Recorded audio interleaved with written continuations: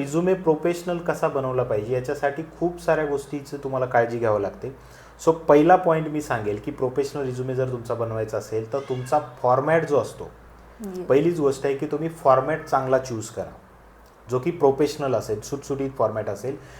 तर फ्रेशर्सचे 2 किंवा 3 पेजेसचे रिझ्युमे नसले पाहिजेत. फ्रेशर्सनी खूप कमी पॉईंटमध्ये जास्त गोष्टी मांडल्या पाहिजेत आणि एकाच पेजचा, मला तर वाटतं की एकाच पेजचा फ्रेशर्सचा रिझ्युमे असला पाहिजे.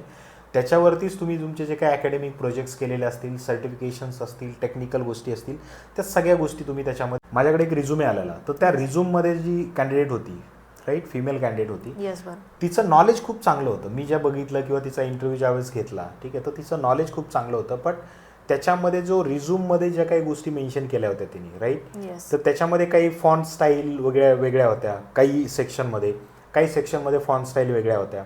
त्यानंतर काही साईज कमी जास्त होती, राईट. आणि त्याच्यामध्ये काय केलं होतं, बऱ्यापैकी काही इमेजेस किंवा जे की ऑनलाईन पोर्टलवरती रिझ्युमेचे फॉर्मॅट मिळतात, जसेच तसे कॉपी पेस्ट केलेले होते, राईट. मग आता मी ज्यावेळेस रिझ्युमे बघितला तर त्यावरून मला कळालं की ही खूप बिगिनर आहे, राईट. आपण कशावरून जज करतो की आपण रिझ्युमे बघितल्यावरच जज करतो कॅन्डिडेटला की कॅन्डिडेट कसा असेल. तर मी ज्यावेळेस तो रिझ्यूम बघितला मला असं वाटलं की ही कॅन्डिडेट खूप बिगिनर आहे. माझा क्वेश्चन असा आहे सर की रिझ्युमेमध्ये प्रोजेक्ट आणि सर्टिफिकेशन किती महत्त्वाचं आहे. बघितले की असे काही स्किल्स त्या प्रोजेक्टमध्ये वापरले गेले आहेत की जर त्याच्यावरती जर क्वेश्चन विचारला, फॉर एक्झाम्पल एखादं क्लाउडचा एखादा टूल जर यूज केला असेल तर या टूलचा काय यूज होता तुझ्या प्रोजेक्टमध्ये जर विचारलं तर त्याला सांगता येत नाही. याचं रिझन काय असतं की कुठून तरी कॉपी पेस्ट करून तो प्रोजेक्ट लावलेला असतो किंवा प्रोजेक्ट घेतलेला असतो. प्रोफेशनल समरी किती महत्त्वाची आहे. गोष्टी लिहिलेल्या असतात. आता कसं असतं माहिती आहे का, ज्यावेळेस रिझ्यूम आपण बघतो, रिझ्यूमची स्टार्टिंग होते तुमचे हेडर, त्याच्यानंतर तुमचं समरी असते. तर ती प्रोफेशनल समरी तुमची काय सांगून जाते की तुम्ही तुमचा कुठे एक्सपिरियन्स आहे का. फॉर एक्झाम्पल जर प्रोफेशनल एक्सपिरियन्स असेल तर एक्सपिरियन्स किती आहे, कुठल्या टेक्नॉलॉजीवरती काय एक्सपिरियन्स आहे, हँड्स ऑन एक्सपिरियन्स कशावरती आहे, किंवा जर फ्रेशर असाल तर हॅलो फ्रेशर्स, स्वागत आहे तुमचं माझ्या चॅनलमध्ये ज्याचं नाव आहे फ्रेशर्स गाईड. आणि आजच्या व्हिडिओमध्ये आपण डिस्कस करणार आहोत रिझ्युमे कसा बनवला पाहिजे, राईट. फ्रेशर्सने असेल किंवा एक्सपिरियन्स असेल तर तुमचा रिझ्युमे कसा असला पाहिजे त्याच्याबद्दल आज आपण डिस्कस करणार आहोत. आज आपल्याला डिस्कशनसाठी माझ्यासोबत आहे पल्लवी.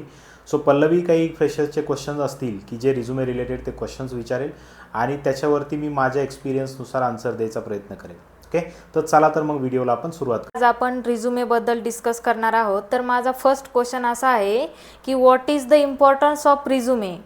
तर रिझ्युमेचं काय महत्त्व आहे. रिझ्युमेचं महत्त्व जर तुम्ही म्हणाल तर ज्यावेळेस आपण एखादा जॉब सर्च करायला जातो, ठीक आहे, कुठलाही आपल्याला जर जॉब सर्च करायचा असेल तर आपली स्वतःची एक प्रोफाईल असणं गरजेचं आहे. म्हणजे काय की आपण ज्यावेळेस इंटरव्ह्यूला जाण्याच्या पूर्वी आपण रिझ्युमे पाठवत असतो, कुठेही असेल, कुठल्याही इंडस्ट्रीमध्ये जर असेल तर रिझ्युमे महत्त्वाचा असतो. ज्या रिझ्युमेमध्ये तुमची पूर्ण प्रोफाईल म्हटली जाते त्याला, की तुमच्या एज्युकेशन डिटेल्स त्याच्यामध्ये असतात, तुमच्या टेक्निकल डिटेल्स त्याच्यामध्ये असतात, प्रोफेशनल डिटेल्स आपल्या त्याच्यामध्ये असतात. सो रिझ्युमेवरतून तुम्हाला जज केलं जातं की रिझ्युमेवरतून तुम्हाला जज केलं जातं. म्हणून रिझ्युमेचं महत्त्व जर म्हणायला गेला तर खूप सारं महत्त्व रिझ्युमेचं आहे. जर रिझ्युमे आता याच्यामध्ये पुढे आपण ते बघूयाच की काय इम्पॉर्टन्स आहे, त्यानंतर कुठल्या गोष्टी त्याच्यामध्ये असल्या पाहिजेत. बट इम्पॉर्टन्स असं आहे की रिझ्युमेवरून तुम्हाला जज केलं जातं. ठीक आहे, समोर तर आपण ज्यावेळेस रिक्रुटरला रिझ्युमे पाठवतो त्यावेळेस रिक्रुटर त्या रिझ्युमवरती बघून आपल्याला जज करत असतात. त्यामुळे रिझ्युमेचं खूप सारं महत्त्व आहे. फ्रेशर असाल तुम्ही, एक्सपिरियन्स पर्सन असाल तर असं म्हणता येईल त्याच्यामध्ये की तुमची पूर्ण कुंडली म्हणजेच तुमचा रिझ्यूम असतो. प्रोफेशनल कुंडली ज्याला म्हणतो आपण, ती म्हणजेच तुमचा. तर सर तुम्ही जसं की सांगितलं आता रिझ्युमेचं इम्पॉर्टन्स, तर मग तुम्ही आमच्या फ्रेशरला सांगा की प्रोफेशनल रिझ्युमे कसा बनवायला पाहिजे. बरोबर आहे सर. रिझ्युमे म्हटलं तर प्रोफेशनल रिझ्युमे, बरोबर आहे की ज्यावेळेस आपण प्रोफेशनल जॉब सर्च करतो तर त्यावेळेस आपला रिझ्युमे पण आपला तसा प्रोफेशनल रिझ्युम असला पाहिजे, राईट. आता काय होतंय माहिती आहे का, बरेचसे असे फ्रेशर्स आहेत, बरेचसे असे एक्सपिरियन्स लोक आहेत की ज्यांना प्रोफेशनल रिझ्युमे काय असतो हे माहीत नाही किंवा रिझ्युमेचं महत्त्व काय या गोष्टी माहीत नाही, राईट. सो रिझ्युमे प्रोफेशनल कसा बनवला पाहिजे याच्यासाठी खूप साऱ्या गोष्टीची तुम्हाला काळजी घ्यावी लागते. सो पहिला पॉईंट मी सांगेल की प्रोफेशनल रिझ्युमे जर तुमचा बनवायचा असेल तर तुमचा फॉर्मॅट जो असतो, पहिलीच गोष्ट आहे की तुम्ही फॉर्मॅट चांगला चूज करा जो की प्रोफेशनल असेल, सुटसुटीत फॉर्मॅट असेल. त्या फॉर्मॅटमध्ये तुमचा रिझ्युमे असला पाहिजे, सुटसुटीत फॉर्मॅट तसा असला पाहिजे. त्याच्यानंतर त्याच्यावरची हेडिंग आणि हेडर अँड फुटर ज्याला आपण म्हणतो, राईट. Yes. तर ती पण खूप महत्त्वाची आहे की हेडिंगवरती आपण काय लिहिलं पाहिजे. राईट. जसं की तुमचं फुल नेम असलं पाहिजे, मोबाईल नंबर असला पाहिजे, ईमेल आय डी असला पाहिजे, ज्या बेसिक डिटेल्स असतात तर Yes, त्या बरोबर. हेडिंगमध्ये असल्या पाहिजेत. राईट. सो हे रिझ्यूममध्ये म्हणजे प्रोफेशनल रिझ्यूम बनवायचे काही फॉर्मॅट किंवा प्रोफेशनल रिझ्यूम बनवण्याचे काही पॉईंट्स आहेत की ते पॉईंट्स घेऊन तुम्ही चांगल्या पद्धतीने प्रोफेशनल रिझ्युमे बनवू शकता. अजून त्याच्यामध्ये जर बघायचं झालं तर बरेच मी जे रिझ्युमे रिव्ह्यू केलेत किंवा मी जे आतापर्यंत रिझ्युमे बघितलेत त्यामध्ये बऱ्यापैकी फ्रेशर्सचे रिझ्युमे असे खूप लॉंग रिझ्युमे असतात. म्हणजे काय 2 किंवा 3 पेजेसचे पण रिझ्युमेज असतात. येस बरोबर. तर फ्रेशर्सचे 2 किंवा 3 पेजेसचे रिझ्युमे नसले पाहिजेत. फ्रेशर्सनी खूप कमी पॉईंटमध्ये जास्त गोष्टी मांडल्या पाहिजेत आणि एकाच पेजचा मला तर वाटतं की एकाच पेजचा फ्रेशर्सचा रिझ्युमे असला पाहिजे. त्याच्यावरतीच तुम्ही तुमचे जे काही अकॅडमिक प्रोजेक्ट्स केलेले असतील, सर्टिफिकेशन्स असतील, टेक्निकल गोष्टी असतील त्या सगळ्या गोष्टी तुम्ही त्याच्यामध्ये लिहू शकता. कारण काय होतं माहिती आहे का की रिझ्युमे म्हणजे तुमची जसं आपण म्हणलं की रिझ्युमे प्रोफेशनल रिझ्यूम म्हणजे तुमची प्रोफेशनल कुंडली ज्याला आपण म्हणतो. तर मग Yes, तुम्ही बरोबर. तुमची कुंडली अशी खूप जास्त पेजेसची नाही बनवली पाहिजे. येस त्यांनी काय होतं रिझ्युमे काय असतो एकदा बघितलं की रिझ्यूम कॅच झाला पाहिजे. एकदा बघितलं की रिझ्यूम रिक्रुटरच्या मनामध्ये बसला पाहिजे की हा कॅन्डिडेटला नॉलेज आहे, या कॅन्डिडेटच्या सगळी इन्फॉर्मेशन मला एकदा बघितलं की समजून येते रिझ्यूमवरून. येस बरोबर. तर तशा पद्धतीने तुम्ही तुमचा रिझ्यूम बनवला पाहिजे. जसं मी सांगितलं की तुमचा फॉर्मॅट खूप चांगला असला पाहिजे. येस. त्यानंतर तुम्ही ज्या त्या फॉर्मॅटमध्ये जे काही फॉन्ट यूज करताय तर ते फॉन्ट प्रोफेशनल असले पाहिजेत. राईट. तुम्ही Yes. स्टायलिंगमध्ये वगैरे नाही रिझ्यूम बनवू शकत कारण प्रोफेशनल रिझ्यूम बनवताय. राईट. येस बरोबर. सो बरेचसे असे फ्रेशर्सचे रिझ्यूम मी बघितलेत की वेगवेगळ्या स्टाईलमध्ये. राईट. त्यांची जी फॉन्ट स्टाईल असते तर ती font style professional font style असली पाहिजे. राईट. Yes, बरोबर. जसं की टाइम्स न्यू रोमन वगैरे अशा टाईपमध्ये तुम्ही बनवले पाहिजेत. Yes. तुमचे फॉन्ट्स असले पाहिजेत. त्याच्यानंतर जे की तुम्ही त्याच्यामध्ये मेन्शन करता की मी प्रोफेशनल रिझ्यूमबद्दल बोलतो. राईट. येस मग बरोबर. त्यामुळे त्याच्यामध्ये जसं मी सांगितलं तुमचा फॉर्मॅट तसा असला पाहिजे. त्यानंतर तुमचे हेडर आणि फुटर तसे प्रोफेशनल असले पाहिजेत. येस बरोबर. त्याच्यानंतर मी सांगितलं की तुम्ही जे त्याच्यामध्ये जे आपण फॉन्ट स्टाईल म्हणतो किंवा फॉन्ट साईज म्हणतो ती खूप प्रोफेशनल असली पाहिजे. ठीक आहे. Yes, असं नसलं पाहिजे की काही फॉन्ट साईज खूप मोठी होते, काही जागी छोटी होते. तर या गोष्टीची तुम्ही काळजी घेतली पाहिजे. कारण ज्यावेळेस रिझ्युमे जसं म्हणलं तुम्हाला की रिझ्युमे बघून तुम्हाला जज केलं जातं. येस तर बरोबर. पहिले कुठेही तुम्ही जॉबला गेलात पहिले तुम्हाला रिझ्युमे पाठवायला लागतो. येस रिझ्युमे पाठवल्याच्या नंतर तुमचं शॉर्टलिस्ट होतो. म्हणजे तुमच्या रिझ्युमेकडे बघून शॉर्टलिस्टिंग होत असते. तर त्यामुळे तुमचा रिझ्यूम प्रोफेशनल असला पाहिजे. या सगळ्या गोष्टीची तुम्ही काळजी घेतली पाहिजे. आता रिसेंटली एक एक्झाम्पल सांगतो की माझ्याकडे एक रिझ्युमे आलेला तर त्या रिझ्यूममध्ये जी कॅन्डिडेट होती राईट फिमेल कॅन्डिडेट होती येस बरोबर. तिचं नॉलेज खूप चांगलं होतं. मी ज्या बघितलं किंवा तिचा इंटरव्ह्यू ज्यावेळेस घेतला ठीक आहे तर तिचं नॉलेज खूप चांगलं होतं. बट त्याच्यामध्ये जो रिझ्यूममध्ये ज्या काही गोष्टी मेन्शन केल्या होत्या तिने राईट येस. तर त्याच्यामध्ये काही फॉन्ट स्टाईल वेगळ्या होत्या. काही सेक्शनमध्ये फॉन्ट स्टाईल वेगळ्या होत्या. त्यानंतर काही साईज कमी जास्त होती. राईट. आणि त्याच्यामध्ये काय केलं होतं बऱ्यापैकी काही इमेजेस किंवा जे की ऑनलाईन पोर्टलवरती रिझ्युमेचे फॉर्मॅट मिळतात जसेच तसे कॉपी पेस्ट केलेले होते. राईट. मग आता मी ज्यावेळेस रिझ्युमे बघितला तर त्यावरून मला कळालं की ही खूप बिगिनर आहे. येस. राईट. आपण कशावरून जज करतो की आपण रिझ्युमे बघितल्यावरच जज करतो कॅन्डिडेटला की कॅन्डिडेट कसा असेल. तर मी ज्यावेळेस तो रिझ्यूम बघितला मला असं वाटलं की ही कॅन्डिडेट खूप बिगिनर आहे. राईट. आणि ज्यावेळेस इंटरव्ह्यू घेतला ॲक्च्युअल क्वेश्चन आन्सर ज्यावेळेस सुरू झाले किंवा टेक्निकल गोष्टी ज्यावेळेस सुरू झाल्या तर तेव्हा माझ्या लक्षात आलं की टेक्निकली ही स्टुडंट खूप स्ट्रॉंग आहे. येस बरोबर. आपण रिझ्यूमवरतून जे जज केलं होतं तिला तशी ही स्टुडंट नाही आहे. पण प्रत्येक वेळेस अशा गोष्टी नाही होत तुमच्या की तुम्हाला रिव्ह्यू केलंच जाईल, तुमचा इंटरव्ह्यू घेतलाच जाईल. माईट बी तिथे जर मल्टिपल रिझ्युमे जर माझ्यापाशी असते तर मे बी मी ते रिजेक्ट केलं असतं त्याच्याकडे बघूनच. म्हणून माझा सल्ला आहे फ्रेशर असतील किंवा एक्सपिरियन्स असतील तर तुमचा रिझ्युमे खूप फॉर्मॅटमध्ये चांगला असला पाहिजे. त्याचे फॉन्ट स्टाईल, त्याची फॉन्ट साईज, त्याचे हेडर फुटर या गोष्टीची तुम्ही काळजी घेतली पाहिजे. सो मला वाटतं की असा प्रोफेशनल रिझ्युमे फ्रेशरचा असला पाहिजे. येस बरोबर आहे. म्हणजे तुमच्या रिझ्युमेमध्ये ते तुम्हाला स्वतःला पाहतायत आणि त्याच्यावरतून तुम्हाला जज करतायत की तुम्ही कसे आहात. बरोबर. एक्झॅक्टली बरोबर. कारण याच्यावरूनच तुमच्या सगळ्या गोष्टी ठरल्या जातात. आता मी अजून एक गोष्ट माझ्या लक्षात आली आता की रिसेंटली एक MNC कंपनीसाठी मी कंपनीचं नाव नाही घेते इथे एक MNC कंपनीसाठी काही रिझ्युमे मागवले होते आणि ते रिझ्युमे मी बघताना की जेवढे काही रिझ्युमे मी मागितले तर तेवढ्या रिझ्युमेमध्ये डेट ऑफ बर्थ लिहिलेली नव्हती आणि प्रोफेशनल रिझ्युमे होते 3+ एक्सपिरियन्सचे रिझ्युमे होते येस. आणि त्याच्यामध्ये डेट ऑफ बर्थ नव्हती. आणि ज्यावेळेस आम्ही ते पोर्टलला अपलोड केले ठीक आहे तर त्या पोर्टलमधून ते रिजेक्ट झाले. मग आम्हाला नंतर समजलं की ते पोर्टलमधून याच्यासाठी रिजेक्ट झालेत की तुमच्या रिझ्युमेमध्ये तुमची डेट ऑफ बर्थ असली पाहिजे, राईट. म्हणजे असे काही क्रायटेरिया आहेत, अशा काही गोष्टी आहेत, छोट्या छोट्या गोष्टी त्या आपल्याला माहीत नसतात. तर माझं या व्हिडिओमधून सगळ्यांना सांगणं आहे, जेवढे काही प्रोफेशनल लोक असतील किंवा फ्रेशर्स असतील तर त्यांना माझं सांगणं आहे की तुमची डेट ऑफ बर्थ त्याच्यामध्ये मेन्शन असणं गरजेचं आहे. बऱ्याचशा कंपन्याज तुमच्या डेट ऑफ बर्थवरून पण तुम्हाला जज केलं जातं की तुमचा किती गॅप आहे. सो ठीक आहे, तुमचा गॅप असेल, तुम्ही डायरेक्टली काय म्हणतो आपण त्याला, अकॅडमिक झालं की जॉईन झाला असाल किंवा किती वर्षाचा गॅप आहे, किती ओल्ड आहात तुम्ही, that is not a matter, right. But some companies, some MNC companies are verifying your date of birth as well, right? Based on your date of birth, they will pick your resumes, right? म्हणजे त्या date of बर्थवरून पण तुम्हाला जज केलं जातं. माहीत नाही की कुठल्या छोट्या छोट्या गोष्टी असतील ज्या रिझ्युमेमध्ये असतील तर त्याच्यावरून तुम्हाला जज केलं जाईल. त्यामुळे तुमच्या प्रत्येकाच्या रिझ्युमेमध्ये डेट ऑफ बर्थ ही असणं खूप गरजेचे आहे. येस, बरोबर, राईट. सर. तुम्ही आता आम्हाला सांगितलं की रिझ्युमेचं महत्त्व काय आहे, प्रोफेशनल रिझ्युमे कसा बनवायला पाहिजे. तर तेच वालं फ्रेशर असतील, एक्सपिरियन्सवाले लोक असतील, त्यांच्या हे लक्षात येत नाही की आपण रिझ्युमेमध्ये काय लिहिलं पाहिजे आणि कुठली गोष्ट इम्पॉर्टंट आहे. जसं की लोक ॲड्रेस वगैरे लिहितात, जे की जास्त मला तरी वाटतं की इम्पॉर्टंट नाही आहे. बट लोक किती 3-3, 4-4 ओळीचं ॲड्रेस लिहितात. माझा क्वेश्चन असा आहे सर की रिझ्युमेमध्ये प्रोजेक्ट आणि सर्टिफिकेशन किती महत्त्वाचं आहे. सांगितलं की ॲड्रेस लोक खूप जास्त लाईन्स लिहितात. येस, बरोबर. सो ॲड्रेस, आता मला तेच सांगायचं आहे की रिझ्यूममध्ये काय गोष्टी तुम्ही हायलाईट केल्या पाहिजे, ठीक आहे, त्याच्याबद्दल पण मी डिस्कस करणार आहे. आता तुम्ही ॲड्रेसबद्दल डिस्कस केलं, ॲड्रेस तेवढा मॅटर नाही करत आहे. येस, बरोबर. की ज्यावेळेस रिक्रुटरकडे रिझ्युमे जाईल तर तो रिक्रुटर तुमच्या टेक्निकल स्किल, तुमचे सर्टिफिकेशन्स, राईट, तुमची प्रोफेशनल समरी, तुमचं एज्युकेशन या गोष्टीकडे फोकस करत असतो, ना की तुमच्या ॲड्रेसकडे. Address is a secondary part. जर तुमच्या रिझ्यूममध्ये असेल ॲड्रेस असलाच पाहिजे, बट ॲड्रेस तुम्ही 2-3 ओळीचा नाही लिहिला पाहिजे. ॲड्रेस तुमचा शॉर्ट असला पाहिजे. येस, बरोबर. लोकेशन तुम्ही लिहिलं पाहिजे, किंवा काही ठिकाणी असतो की इन डिटेलमध्ये ॲड्रेस लिहा, पण तुमचा ॲड्रेस तेवढा नसला पाहिजे, ठीक आहे. दुसरी गोष्ट तुम्ही विचारली की सर्टिफिकेशन्स आणि तुमच्या प्रोजेक्ट्सचं किती महत्त्व आहे, तर तुम्हाला सांगतो मी, सर्टिफिकेशनचं खूप जास्त महत्त्व तुमच्या रिझ्यूममध्ये आहे. मग तुम्हाला जज कशावरून केलं जाणार आहे, तुम्ही टेक्निकल स्किल त्याच्यामध्ये लिहिल्यात, पण तुमचे सर्टिफिकेशन्स किती झालेत हे पण तुमचं नॉलेज सांगतं. की तुमचे जर ग्लोबल सर्टिफिकेशन्स काही झाले असतील, राईट, क्लाउड सारखे सर्टिफिकेशन्स तुमचे झाले असतील, तर त्याच्यातून तुमचं नॉलेज शो होणार आहे, राईट.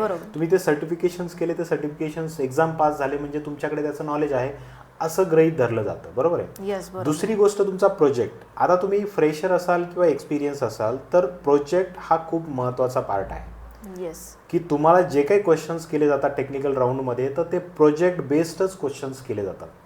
बरेचसे असे प्रोफेशनल आहेत की जे फ्रेशर्स असतील किंवा एक्सपिरियन्स असतील, तर ते प्रोजेक्ट्स काय करतात, इंटरनेटवरून घेऊन किंवा इकडनं तिकडनं घेऊन प्रोजेक्टच्या डिटेल्स रिझ्यूममध्ये टाकतात. याचा प्रॉब्लेम काय होतो की आपल्याला एक्झॅक्ट माहीत नसतं आपण रिझ्यूममध्ये काय टाकले, आणि त्याच्यावरती काउंटर क्वेश्चन्स केल्याच्या नंतर बरेचसे प्रॉब्लेम्स येतात. आता मी बरेचसे असे रिझ्यूम बघितलेत की असे काही स्किल्स त्या प्रोजेक्टमध्ये वापरले गेले आहेत की जर त्याच्यावरती जर क्वेश्चन विचारला, फॉर एक्झाम्पल एखादं क्लाउडचा एखादा टूल जर यूज केला असेल, तर या टूलचा काय यूज होता तुझ्या प्रोजेक्टमध्ये जर विचारलं तर त्याला सांगता येत नाही. याचं रिझन काय असतं की कुठून तरी कॉपी पेस्ट करून तो प्रोजेक्ट लावलेला असतो किंवा प्रोजेक्ट घेतलेला असतो. तर मला वाटतं तसं न करता तुमचा जो प्रोजेक्ट आहे, जे काही टेक्नॉलॉजीज तुम्ही तिथे लिहिलेल्या आहेत किंवा जे काही टेक्नॉलॉजी आहे त्याचं नॉलेज तुम्हाला पाहिजे, ठीक आहे. भलेही तुम्ही कुठून तरी कॉपी पेस्ट कराल, तुम्ही करा कॉपी पेस्ट, पण तुम्ही जे काही त्याच्यामध्ये मेन्शन करताय प्रोजेक्टमध्ये असेल, राईट, तर त्याची तुम्हाला लाईन ना लाईन किंवा वर्ड ना वर्ड माहिती असणं गरजेचं आहे, राईट. कारण त्याच्यावरून तुमचं टेक्निकल नॉलेज जज केलं जातं. फ्रेशर असाल तर तुमचे अकॅडमिक जे काही प्रोजेक्ट असतात त्या प्रोजेक्टवरून तुमचा इंटरव्ह्यू घेतला जातो बऱ्यापैकी प्रोजेक्टवरती. सो मला वाटतं की सर्टिफिकेशन आणि प्रोजेक्ट हे दोन्ही खूप महत्त्वाचे पार्ट आहेत, रिझ्यूममध्ये असलेच पाहिजे. येस, बरोबर, राईट. सर्टिफिकेशनमध्ये जर झालं तर सर्टिफिकेशनमध्ये बरेचसे लोक आहेत की जे सर्टिफिकेशन झालेले असतात, पण त्यांना वाटतं की हे सर्टिफिकेशन्स व्हॅलिड असेल का, हे सर्टिफिकेशन आपण टाकलं पाहिजे का. भलेही तुमचे ग्लोबल लेवलचे सर्टिफिकेशन असतील, कुठल्याही लेवलचे असतील, बरेचसे लोक युडमीवरती वगैरे सर्टिफिकेशन्स करतात, तेही सर्टिफिकेशन्स तुम्ही तिथे अपलोड करा. असं काही नसतं की तुम्ही सर्टिफिकेशन तिथे लिहिले पाहिजे, तर ते सर्टिफिकेशनचं खूप जास्त महत्त्व आहे आणि ते सर्टिफिकेशन तुमचे तिथे असणं गरजेचं आहे. येस, बरोबर. राईट. मी आता सांगितलं की प्रोजेक्ट आणि सर्टिफिकेशन किती महत्त्वाचं आहे, तर त्यामध्येच माझा एक असा क्वेश्चन आहे की प्रोफेशनल समरी किती महत्त्वाची आहे? बरोबर आहे. सो जसं तुमचे प्रोजेक्ट झाले, जसं सर्टिफिकेशन झालं, तर तुमची प्रोफेशनल समरीमध्ये तुमच्या सगळ्या गोष्टी लिहिलेल्या असतात. आता कसं असतं माहिती आहे का, ज्यावेळेस रिझ्यूम आपण बघतो, रिझ्यूमची स्टार्टिंग होते तुमचे हेडर, त्याच्यानंतर तुमचं समरी असते. तर ती प्रोफेशनल समरी तुमची काय सांगून जाते की तुम्ही तुमचा कुठे एक्सपिरियन्स आहे का. फॉर एक्झाम्पल जर प्रोफेशनल एक्सपिरियन्स असेल तर एक्सपिरियन्स किती आहे, कुठल्या टेक्नॉलॉजीवरती काय एक्सपिरियन्स आहे, हँड्स ऑन एक्सपिरियन्स कशावरती आहे, किंवा जर फ्रेशर असाल तर तुम्ही कुठला प्रोजेक्ट केलेला आहे, कुठल्या कुठल्या टेक्नॉलॉजीज तुम्हाला माहिती आहेत, कशावरती हँड्स ऑन एक्सपिरियन्स आहे, कशावरती तुम्ही बिगिनर आहात, बरोबर आहे, कुठल्या कुठल्या टूल्सचं तुम्हाला नॉलेज आहे. तुम्ही खाली तर लिस्ट कराल, पण प्रोफेशनल समरीमध्ये तुमची वन लाईनर तुम्ही लिहिली असली पाहिजे आणि बुलेटमध्ये तुमची प्रोफेशनल समरी असली पाहिजे. आता असेही रिझ्यूम मी बघतोय की प्रोफेशनल समरीमध्ये ते पॅराग्राफ वाईज प्रोफेशनल समरी लिहितात. येस, बरोबर आहे. मला असं वाटतं की तसं न लिहिता तुम्ही बुलेटमध्ये जर लिहिलं, बुलेट पॉईंटमध्ये जर तुम्ही प्रोफेशनल समरी लिहिली तर ती वाचताना इझी जाते आणि ती लवकर रिक्रुटरला समजून येते, किंवा जो काही टेक्निकल पॅनल असतो त्यालाही लवकर ती समजून येते. म्हणून तुमचा रिझ्यूम शॉर्टलिस्ट होण्यासाठी तुमची प्रोफेशनल समरी पण खूप महत्त्वाची आहे. पण प्रोफेशनल समरीमध्ये तुम्ही प्रोफेशनल गोष्टी लिहाच, पण ती लिहिली कशी पाहिजे, तर तुमची बुलेट पॉईंटमध्ये त्या गोष्टी लिहिल्या पाहिजेत, ना की तुम्ही पूर्ण पॅरेग्राफ वाईज तुमची प्रोफेशनल समरी असली पाहिजे. जर पॅरेग्राफ वाईज असेल तर जास्त रिक्रुटरचं त्याच्याकडे लक्ष जाणार नाही किंवा सगळ्या गोष्टी ते वाचणार नाहीत. पण तुम्ही जर बुलेटमध्ये जर ते पॉईंट्स बाय पॉईंट्स जर लिहिलं तर त्याला अजून महत्त्व येईल. त्याच्यामुळे प्रोफेशनल समरी खूप महत्त्वाची आहे, कारण पहिलं तुमचं नावाच्या नंतर जे बघितली जाते गोष्ट ती असते प्रोफेशनल समरी, आणि त्याच्यावरूनच तुम्हाला जज केलं जातं. बाकीच्या गोष्टी that is the secondary part. Project, त्याच्यानंतर प्रोजेक्टमध्ये कुठल्या टेक्नॉलॉजीज यूज केल्या that is the secondary part. But first part असतो तुमचा नेम, त्याच्यानंतर तुमच्या ज्या गोष्टी बघितल्या जातात, तर प्रोफेशनल समरी, मग सर्टिफिकेशन्स, मग तुमचे प्रोजेक्ट्स, असं सगळ्या गोष्टी आहेत. येस, बरोबर. तुम्ही मला सांगा की लवकर रिझ्युमे शॉर्टलिस्ट होण्यासाठी रिझ्युमे कसा बनवायला पाहिजे? बरोबर आहे. आपण आता सगळ्या गोष्टीचं डिस्कशन केलेलं आहे, पण इन ब्रीफमध्ये की एक्झॅक्टली कसा रिझ्यूम असला पाहिजे, येस, तर त्याच्याबद्दल आपण डिस्कस करू की कसा लवकर तुमचा रिझ्यूम शॉर्टलिस्ट होईल. ठीक आहे. सो सगळ्यात महत्त्वाचा पहिला पॉईंट मी सांगितलं की तुमचा फॉर्मॅट प्रोफेशनल असला पाहिजे, त्याचे फॉन्ट साईज, त्याची फॉन्ट स्टाईल, त्याच्यानंतर त्या गोष्टी खूप प्रोफेशनल असल्या पाहिजे. त्यानंतर तुम्ही जी हेडिंग लिहिता, राईट, त्या हेडिंगमध्ये तुमचं नेम, तुमचा ॲड्रेस, तुमचा मोबाईल नंबर, तुमचा ईमेल आय डी खूप चांगल्या पद्धतीने तुम्ही लिहिला पाहिजे, राईट. त्याच्यानंतर प्रोफेशनल समरी. हां, येस. जसं की काही लोकांचा ईमेल आय डी खूप म्हणजे विचित्र टाईपचे लोक ईमेल आय डी लिहितात, जसं की प्रिन्सेस, चॉकलेट बॉय. तर म्हणजे ईमेल आय डी कसा पाहिजे? ओके, सो या गोष्टीचा इम्पॅक्ट होत नाही असं नाही, पण तुमचं प्रोफेशनलिझम त्याच्यातून दिसून येतं की तुम्ही किती प्रोफेशनल आहात. तर तुम्ही बाकीने तुम्ही कसाही तुमचा ईमेल आय डी बनवा, पण ज्यावेळेस तुम्ही रिझ्यूमवरती मेन्शन करता, ज्यावेळेस प्रोफेशनल तुमचा ईमेल आय डी असतो, तर त्यावेळेस तुम्ही असे कुठलेही नावं नाही दिले पाहिजे. तुम्ही तुमच्या नावानेच बनवला पाहिजे. पण नावाने जर तुमच्या ऑलरेडी बनलेलं असेल, तुमचं नाव आणि सरनेमने ऑलरेडी जर बनलेलं असेल, तर काहीतरी तुम्ही त्याच्यामध्ये डिजिट्स टाकून किंवा शेवटी डिजिट्स लावून तुम्ही रिझ्यूम ईमेल आय डी करू शकता. बट तुमचा असा काही नावाने ईमेल आय डी नसला पाहिजे, कारण ते प्रोफेशनल दिसून येणार नाही. जर तुम्ही अशा पद्धतीने तुम्ही जे सांगितले तशा पद्धतीने जर ईमेल आय डी बनत असतील, तर त्याच्यातून तुमचा प्रोफेशनलिझम दिसून येतं, तुम्ही सिरियसनेस त्याच्यामधून तुमच्या दिसून येतात. म्हणून रिझ्युमेमध्ये ईमेल आय डी पण खूप महत्त्वाचा पार्ट आहे, जसं तुम्ही आता क्वेश्चन केला. सो हेडर, आपण हेडरबद्दल बोलत होतो, हेडर झाला. त्याच्यानंतर तुमची प्रोफेशनल समरी. प्रोफेशनल समरी तुम्हाला सांगितलं पॅराग्राफ वाईज नसली पाहिजे, तुमची प्रोफेशनल समरीमध्ये बुलेट पॉईंट्सच असले पाहिजे. येस, बरोबर, राईट.